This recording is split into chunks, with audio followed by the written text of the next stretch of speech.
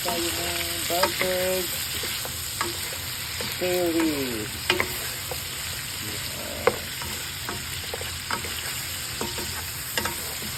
Pinito ko muna siya ng konti.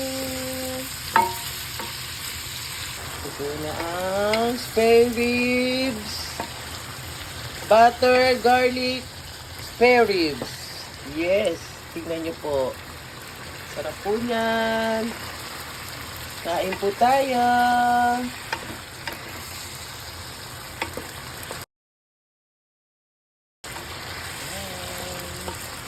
Ito na ang butter, pork,